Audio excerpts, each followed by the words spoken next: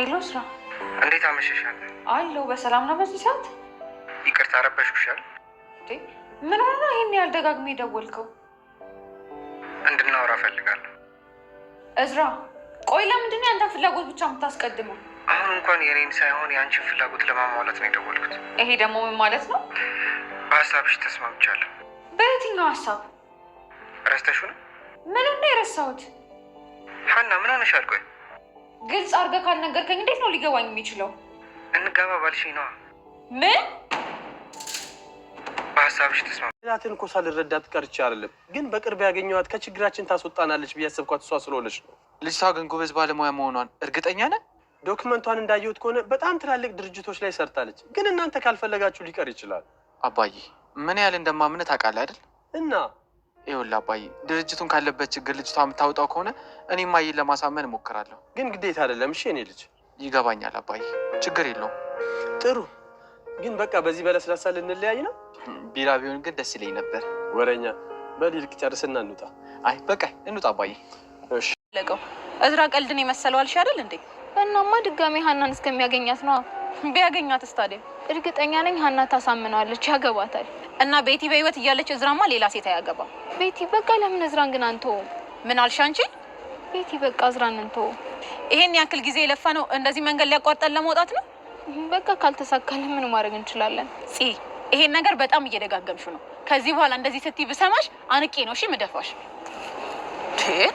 ቤቲ አው እንጂ መስፍን፣ እስቲ መጀመሪያ ተረጋጋ። ሁኔታ ሁሉ ግን ልክ አይደለም። ምንድነው መስፍን? ይኸውልህ የሆነ ነገር እያደረክ እንደሆነ ሁኔታ ያስታውቃል። ምን ላደርግ እችላለሁ? ምናልባት ያለውበትን ሁኔታ እያጠና ምን ሊያደርግልኝ ነው? እኔ እናንተን ሁኔታ ማጣ ነው። እሱን አንተ ንገረኝ እንጂ። ሁሉም ሰው እንደናንተ ይመስላችኋል አይደል? እኛ ምንድን ነን? እሱንማ አንተ ልጠይቅህ እንጂ። እና የመልስ ምት መሆኑ ነው? ምን በወጣኝ ነው ዳጄ? ይኸውልህ አቶ በቃሉ ምን እያደረክ እንደሆነ ማልደርስበት እንዳይመስልሽ። ምንድነው ይሄን ያልፈሪ መሆን? የፈራው መስሎ ነው እንዴ? እና ታዲያ ይኸውልህ እያደረክ ያለውን ነገር ልድረስበትና ፈሪ መሆኔን ታረጋግጣለሽ። እኔ አጋጣሚ ሳይሆን እንደና መጣችሁ። ለቻናላችን አዲስ የሆናችሁ ሰብስክራይብ፣ ላይክ፣ ሼር በማድረግ ቤተሰብ ሁኑ። እናመሰግናለን። ኖላዊ ድራማ እንደተለመደው ዘንላችሁ መተናል። ኖላዊ ድራማ እንግዲህ ተወዳጅ እየሆነ ቀጥሏለኝ። በመሀል ግን ሀኒቾ እንግዲህ በጣም ብዙ አወዛጋቢ ነገሮችን እየተናገረች እና እያደረገች ሁሉንም እያወዛግባቻቸው ትገኛለች። ያው እንግዲህ እዝራን እንደምትወደው የታወቀ ነው። ያው በጣም ትወደዋለች እዝራን። ነገር ግን እሱም ግራ እየተጋባባት ነው ያለው። ማለት ፍላጎቷን በግልጽ እያስረዳችው አይደለም እና ሰፈሯ ድረስ መጥቶ በቃ ግራ አጋብተሽኛል፣ ምክንያቱም ትመጫለሽ ትሄጃለሽ በፈለግሽበት ሰዓት፣ እኔ ደግሞ ይሄ ነገር ግልጽ ሊሆንልኝ አልቻለም። የሆነ የምትወጁ ሰው እንዳለ እየተሰማኝ ነው እና እሱ ሲተውሽ ወደ እኔ የምትመጭ፣ እሱ ደግሞ ወደ አንቺ ሲመጣ ደግሞ እኔን የምትይኝ እየመሰለኝ፣ ስለዚህ ግልጽ አይደለም ብሎ በጣም ተናዶ ተቆጥቶ ነገራት። እንዴት እንደዚህ ትለኝ ትችላለህ? እኔ ለአንተ እንደዚህ ነኝ እንዴ ምናምን ብላ ተናዳ፣ ሁሌም እየተጠራጠርና እየተጨቃጨቅን በዚህ ሁኔታ መቀጠል የለብንም ብላ ስላሰበች እንግዲህ የአግባኝ ጥያቄ ተንበርክካ መጠየቅ ብቻ ነው የቀራተኝ እና ሁለታቸውም ፍቅረኛሞች ከሆኑ ቀን ጀምሮ የሀኒ ካራክተርም ግራ ነው የሚያጋባው። ነው ለመናገር ፍላጎቷን በግልጽ አትናገርም፣ ጭንቀት ታበዛለች። እያንዳንዱ ነገር ተወደድኩም ጭንቀት ነው። የሚፈልጓትን በመፈለግ ማለት ይሆናል።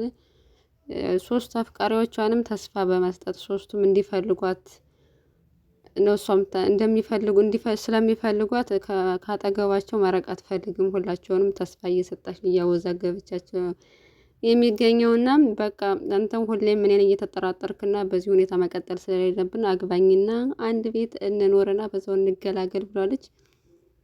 እሱም የቀልዱን የመሰለው እዝራ፣ ምክንያቱም ሁለታቸውም ተማሪ ስለሆኑ ትምህርታቸውም አሁን ላይ መቀጠል አለባቸው። ጭራሽ ለጋብቻ ዝግጁ አይደለምና እየቀለደች ነው ብሎ ነው አስቦ የሄደው። እሱም ከትክትሎ ስለሳቀባት እንዴት ይስቅብኛል ስለሳቀብኝ ስለማይወደኝ ነው የሳቀብኝ ብላ ነው ያሰበችው። እናም ለጽዮን ሄዶ ለጽዮን በቃ በጣም ግራ ተጋብቶ እየተናደደ ስታገኘው ምን ሆነ ነው ምናምን ስትለው በሀና ጉዳይ ግራ እንደተጋባ ነገራት። ምን ብላ ነው ደግሞ ሀና ስትለው አግባኝ አለችኝ ሲላተኝ ያው እየቀለደች ነው ለነገሩ ምናምን ሲላት እሷ ሀና ቀልድ የምታውቅ ልጅ አይደለችም የእውነቷን ይመስለኛል አለችው። እናም በሌላ ጊዜ ተገናኙ ማለት ነው። እናም የምሯን እንደሆነ ተረዳ። እሱም ላስብበት፣ እኔ አሁን ላይ መጋባት አልፈልግም፣ ገና ልጆች ነን እኛ፣ ትምህርታችንን መማር አለብን ብሎ ሲላት እኔ 22 ዓመቴ ነው። ስለዚህ በገጠር እንኳን አሁን በ22 ዓመቴ ገጠር በሆን የሶስት ልጆች እናት ሆኜ ነበር። ምንም እድሜ ሊገድበን አይገባም። ትምህርታችንም ቢሆን እየተማርነ ልጅ ይወለዳል ምናምን ብላ እንግዲህ ግራ የሚያጋባ ውሳኔዋን ነግረዋለች። እሱም ላስብበትና እነግርሻለሁ፣ እኔ አሁን ላይ ለውሳኔ ከብዶኛል፣ ወድሻለሁ፣ አንቺን ማጣት አልፈልግም፣ ነገር ግን ደግሞ አሁን ላይ ለትዳር ዝግጁ አይደለሁም ብሏታለኝ። በሁለቱም መሀል እንግዲህ ግራ እየተጋቡ ይገኛሉ። ጽዮንም ያው ሊያገባ እንደሆነ እና ያው ሀናን ስለሚወዳት እሺ እንደሚላት ስላወቀች ሄዳ ለእህቷ ትናገራለች። እንግዲህ እህቷ አቶ በቃሉን ከነ ልጁ ለመውረስ ሀብት ለመውረስ በዚህ እህቷን አሰማርታ በልጁ በኩል እሷ ደግሞ አባትየውን ተከታተለችው ይገኛል። አባትየውም ሆቴል እከፍትልሻለሁ ስላላት የእዝራ አባት አቶ በቃሉ ነው ብለን እንገምታለን። ግልጽ ነው ሲጀመር አቶ በቃሉ ነው የእዝራ አባት እና ሀብታም ስለሆነ አባቱ ድርጅት ስላለው አንቺ የመላትን ድርጅት አደጋ ላይ ጥለሽ የእሱን ኪሳራ ላይ ጥለሽ ይህንን ድርጅት ከፍ አድርጊው፣ ከዛ ስጨርሽ የምትፈልጊውን ስራ ከፍትልሻለሁ ስላላት በዛም በኩል በእህቷ በቤቲ በኩል ደግሞ እሱን እንደምትወጂው ንገሪው፣ ከልብሽ ባትወጂው እንኳን ሀብቱን ለመቀበል ስትይ ለመውደድ ሞክሪ ብላ ይህን ያክል ጊዜ ዋጋ የምታስከፍላት ለካ የገዛ እህቷ ናት ማለት ነው። እናም ተደብራ ታያታለች። ትናንት ማታም ተደብረሽ ነበር፣ እኔ እኮ አምሽቼ በመምጣቴ የደበረሽ መስሎኝ ነው፣ ምነሽ ነው ምናምን ስትላት ምንም አልሆንኩም አለቻት እህቷ።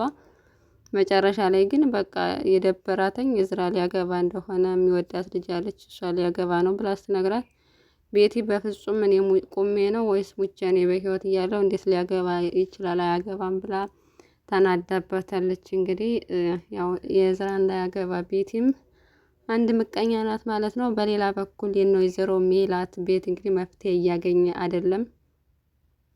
ሁለታቸውም ግራ እያጋባቸው ያለው አቶ መስፍን እንግዲህ ቤቲ በመሀላቸው ገብታ ማለት ነው። አቶ በቃሉ የላካት ቤቲ በመሀላቸው ገብታ እንደሚወዳት በቃ እሱ ጓደኛው ውሽማው እንደሆነች ነው ሜላትን በግለፍተኝነት እያመነች ያለችው። ልጆቹን ደግሞ ግልጽ እንዲሆንላቸው ይፈልጋሉ።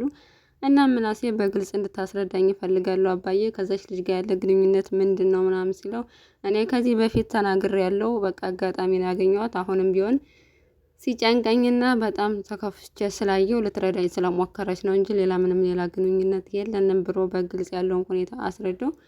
እናም ድርጅቱ ላይም እናንተ ማታቃት ከሆነ ጎበዝ መሆኗ በምን አወቅኩ ሲለው ያው መረጃውን ስላየው ነው የስራ አፈጻጸሟ በጣም ጥሩ ነው። ስለዚህ ድርጅታችን ውስጥ ብትገባ ለድርጅታችን ትጠቅማለች ብዬ ነው እንጂ እኔ ከሷ ጋር ምንም የተለየ ግንኙነት የለኝም ብሎ ስላሳመነው ምናሴም ያው እማዬን ተናግሬ ላሳምናት እሞክራለሁ እና ድርጅታችን የምታድንልን ከሆነ ትግባ ችግር የለውም ብሎ እናቱን ለማሳመን ሄዷል።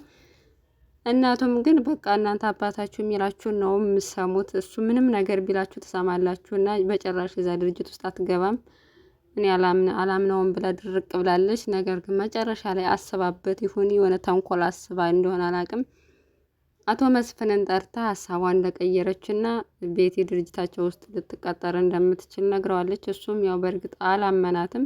ምክንያቱም እንዴት በዚህ በቀላሉ ሀሳብሽ ልቀይር ይቻልሽ ብሎ እየተከራከራት ይገኛለኝ። ቤቲም ደውላ ለቤቲም ድርጅታችን መቀጠር ትችላለች ብላታለች። ከዛ አቶ በቃሉ በጭራሽ በጣም መሰሪ የሆነች ሰው ናት ሜላት፣ እንዲህ በቀላሉ እንዴት ልታምን ቻለች? የሆነ ከጀርባ ያሴረችው ስራ አለ ብሎ ስላመነ ሀሳቤን ቀይር ያለው በያተኝ እና ሌላ የእሷ ጓደኛ ወይም ደግሞ እሷ የምታውቀው የእነሱ ሰው የሆነ ድርጅት በዛ ድርጅት ውስጥ አስገብተው ኮንትሮል ለማድረግ ነው ያሰቡት ማለት ነው። እንግዲህ አቶ በቃሉ ከሜላት ራስ ላይ አልወርድ ብሏል። የእሷ ድርጅትን ኩትኩት ብሎ በእሷ የወደቀ ድርጅት ላይ ነው የራሱን ሀብት መገንባት የፈለገው። ይሳካለታል ወይስ አይሳካለትም የሚለውን እንግዲህ አብረን የምናይ ይሆናል። ግን መጥፎ ሰዎች ሁሌም ከሰዎች ውድቀት ጀርባ መሆን የሚፈልጉ ሰዎች የትም አይደርሱም። እንኳን አይደለም ትልቅ ነገር እያንቀሳቀሱ መጨረሻ እውነቱ መውጣት ስለማይቀር ራሱን ችሎ ቢሰራ ይሻለው ነበር እንጂ ሜላትን ቤቷን ሁሉ ምስቅልቅል እያደረገ ብዙ ነገር እያመሳቀለ ሊሳካለት አይችልም። ደግሞ እርግጠኛ ነው።